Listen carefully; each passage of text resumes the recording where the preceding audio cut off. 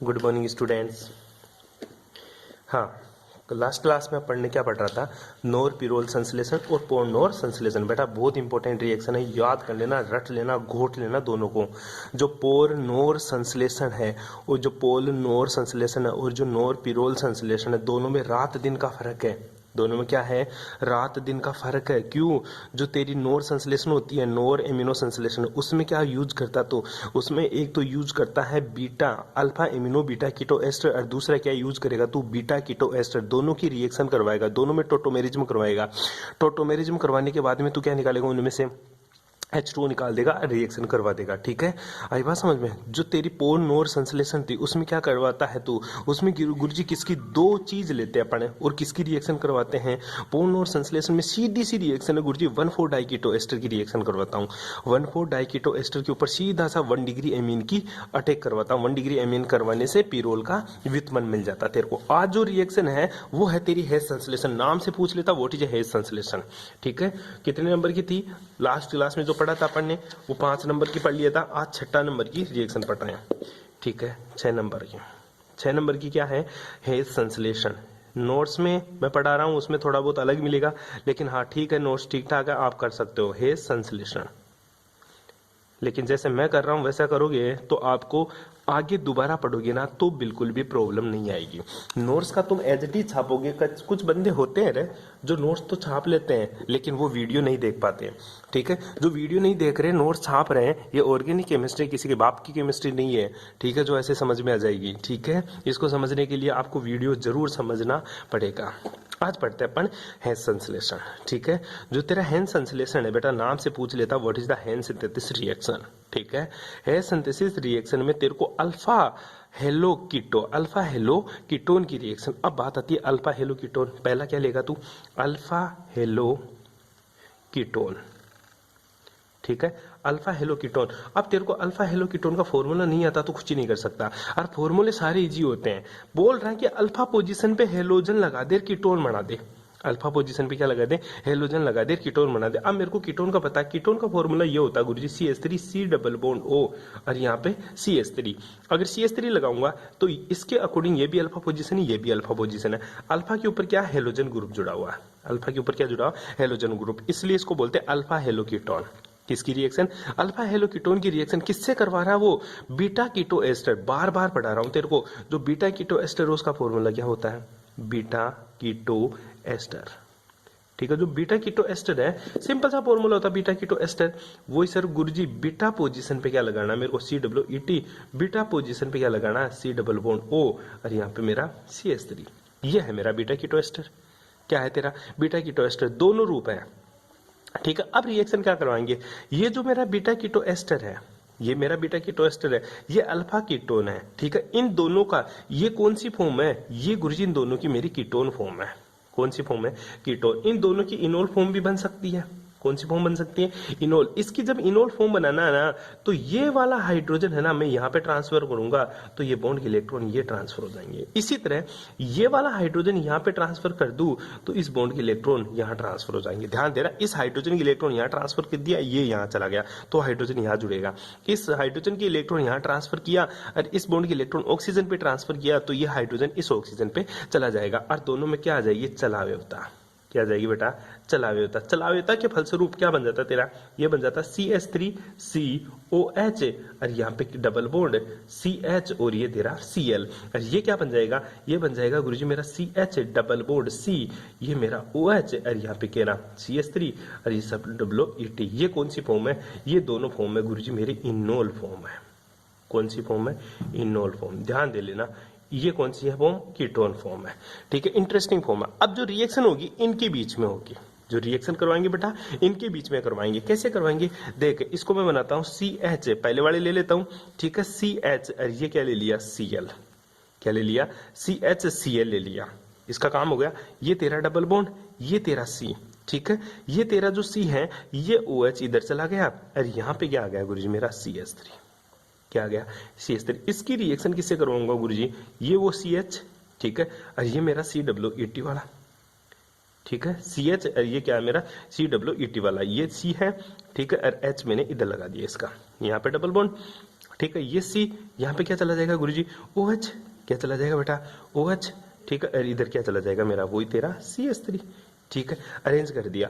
अब इन दोनों की रिएक्शन किसके साथ करवानी है गुरुजी, अमोनिया के साथ। किसके साथ है, अमोनिया के साथ करवानी है, NH3 के साथ। ये ले तेरा N, ये तेरा H, ये ले तेरा H और ये तेरा H, ये अमोनिया है। क्या निकल जाएगा, देख बेटा यहाँ से तो H2O बाहर निकल जाएगा, यहाँ से क्या निकल जाएगा, H2O बाहर निकल जाएगा, यहाँ से क्या निकल जाएगा गुरुजी, HCl बाहर निकल जाएगा।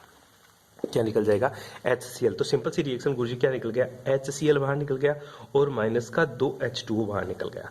बना क्या प्रोडक्ट बेटा, बड़ा इंटरेस्टिंग प्रोडक्ट बनता, CH डबल बॉन्ड C, यहाँ पे COET तेरा, ठीक है। CH तो रहेगा ही रहेगा यहाँ पे तो sorry single bond CH, single bond CH और यहाँ पे डबल बॉन्ड और यहाँ पे भी तेरा डबल बॉन्ड, ठीक है।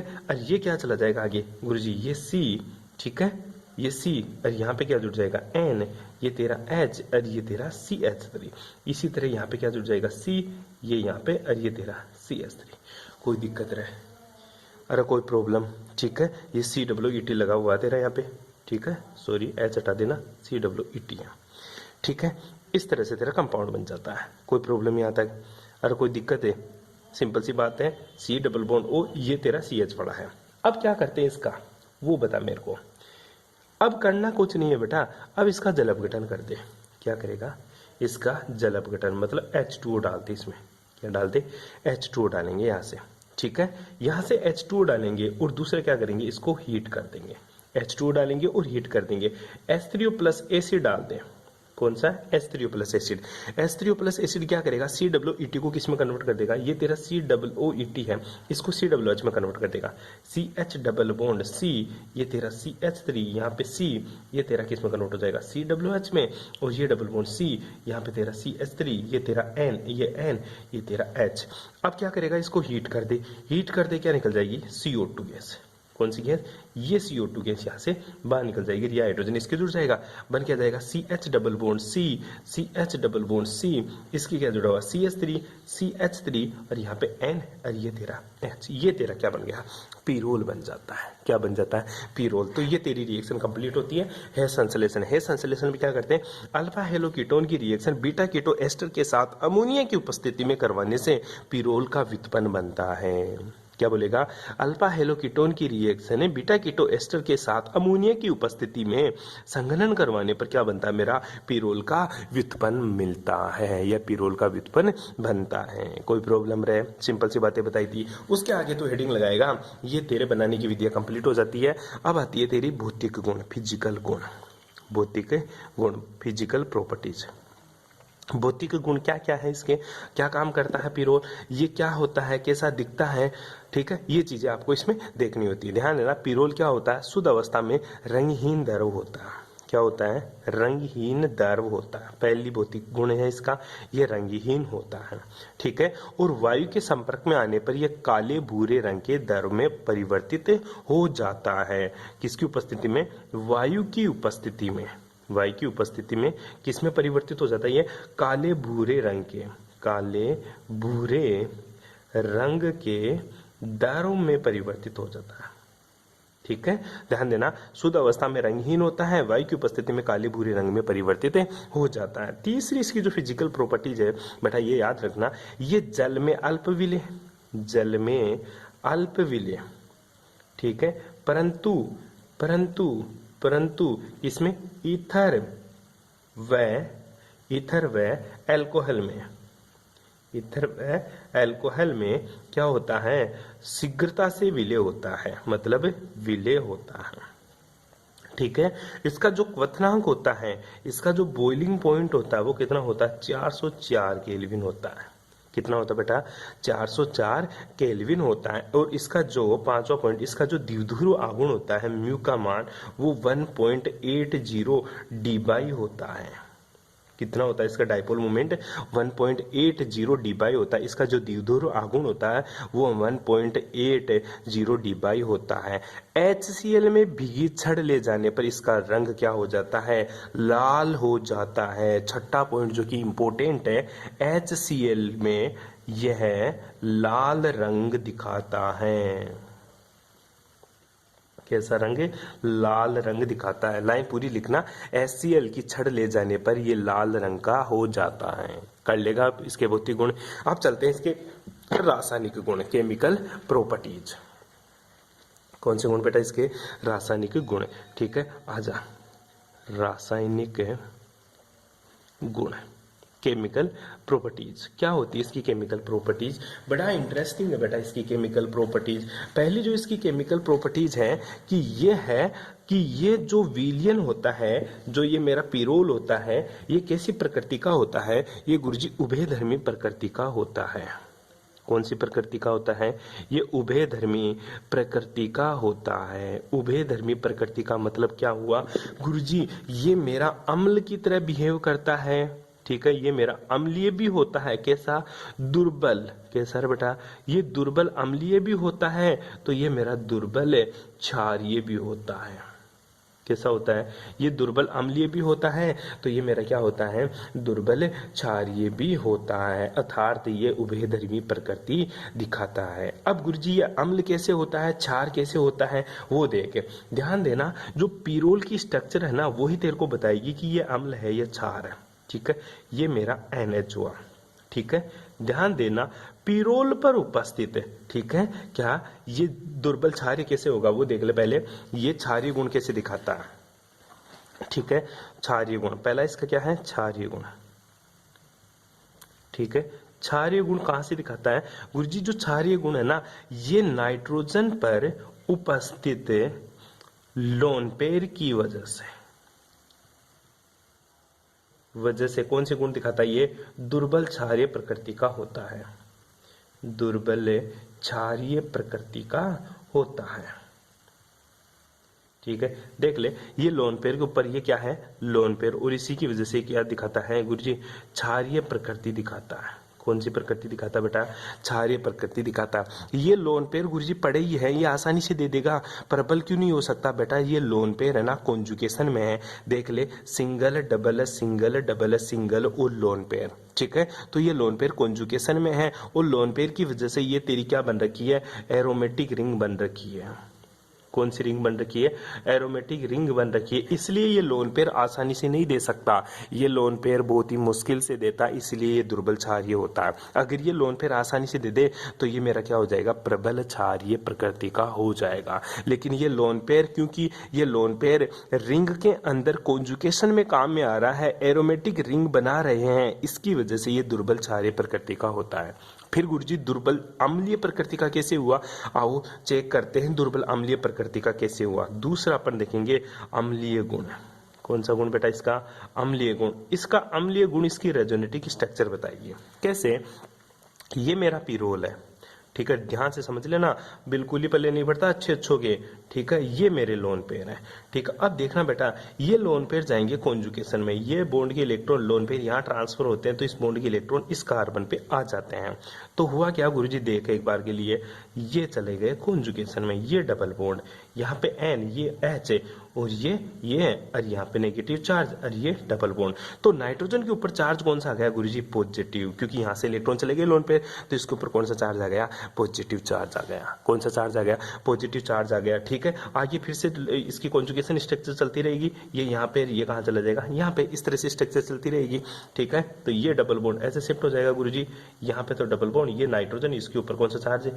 Positive charge. नाइट्रोजन के ऊपर कौन सा चार्ज? Positive charge. ये H, यहाँ पे नेगेटिव, ये डबल बॉन्ड। ठीक है, अब बेटा जब रिंग के अंदर लोन पेयर कॉन्जुगेशन में जाता है तो नाइट्रोजन के ऊपर पॉजिटिव चार्ज आ जाता है। कौन सा चार्ज आ जाता है? पॉजिटिव चार्ज आ जाता है। अब नाइट्रोजन क्या करेगा? नाइट्रोजन की विद्युत ऋणता हाइड्रोजन की विद्युत ऋणता से ज्यादा होती है। नाइट्रोजन बोलेगा भाई मेरे पास पॉजिटिव चार्ज क्यों? क्योंकि इलेक्ट्रॉन डेंसिटी की कमी किसके पास आई? नाइट्रोजन के पास। अब नाइट्रोजन क्या करेगा? नाइट्रोजन इधर से इलेक्ट्रॉन तो खींच नहीं सकता, इसके पास बेचारे के पास एक ही चार्ज की जो कमजोर है उसको मारो, तो ये क्या करेगा? इस हाइड्रोजन से क्या खींचेगा? इलेक्ट्रॉन खींचेगा। किससे खींचेगा? हाइड्रोजन से इलेक्ट्रॉन खींचेगा, जिसकी वजह से हाइड्रोजन यहाँ से रिमूव हो जाता है। जैसे ही हाइड्रोजन से इलेक्ट्रॉन खींचता है तेरा नाइट्रोजन है, तो ये हाइड्रोजन यहाँ से क्या हो जाता है गुरुजी?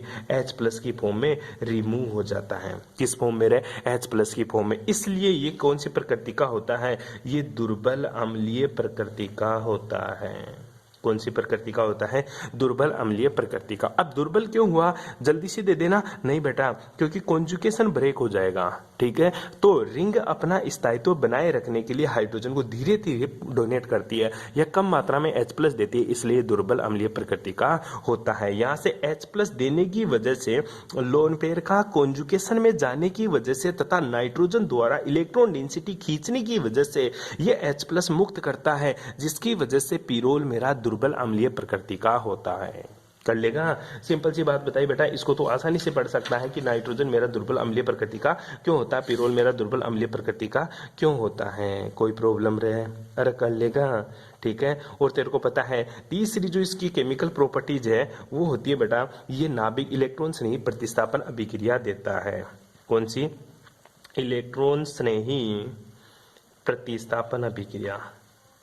प्रतिस्थापन अभिक्रिया पता ही है तेरे को कौन सी अभिक्रिया देगा? पिरोल, प्यूरेन, फ्यूरेन, सारी चीजें एक साथ बता दी थी तेरे को शुरू में ही कि ये इलेक्ट्रॉन स्नेही प्रतिस्थापन अभिक्रिया देता है। और कौन कौन सी पोजीशन पे देता है इलेक्ट्रॉन स्नेही प्रतिस्थापन अभिक्रिया? पिरोल 2 जगह इलेक्ट्रॉन स्नेही प्रतिस्थापन अभिक्रिया देता है, एक तो गुरुजी अल्फा पोजीशन पे और दूसरी कहाँ? बीटा पोजीशन पे। अल्फा पोजीशन के ऊपर जो प्रतिस्थापन अभिक्रिया देगी वो ज्यादा स्थायी होगी कंपेयर टू बीटा। एक ही रीजन है इसका गुरुजी, रेजोनेटिक स्ट्रक्चर। क्या रहे? रेजोनेटिक स्ट्रक्चर। जब अल्फा पोजीशन पे कोई इलेक्ट्रॉन से नहीं आक्रमण करेगा तो रेजोनेटिक स्ट्रक्चर ज्यादा बनती है, अनुनादी संरचनाएं ज्यादा बनती है, परंतु बीटा पोजीशन पे जब कोई इलेक्ट्रॉन से नहीं आक्रमण करता है तो रेजोनेटिक स्ट्रक्चर कम बनती है। इसलिए मेरा पिरोल इलेक्ट्रॉन से नहीं प्रतिस्थापन अभिक्रिया हमेशा अल्फा पोजीशन पर देना पसंद करता है। जब तेरी अल्फा पोजीशन फुलफिल हो जाए तो फिर अटैक कहाँ होगा? इलेक्ट्रॉन से नहीं का। तो फिर गुरुजी अटैक मेरा बीटा पोजीशन पर होगा। तो मेरा अटैक कहाँ होगा? बीटा पोजीशन पर होगा। कोई प्रॉब्लम यहाँ? अरे कोई दिक्कत है? अरे कर लेगा, सिंपल सी रिएक्शन है, ठीक है। ये पढ़ेंगे अपन रासायनिक अभिक्रियाओं में। आज के लिए इतना ही काफी। Thanks for cooperation.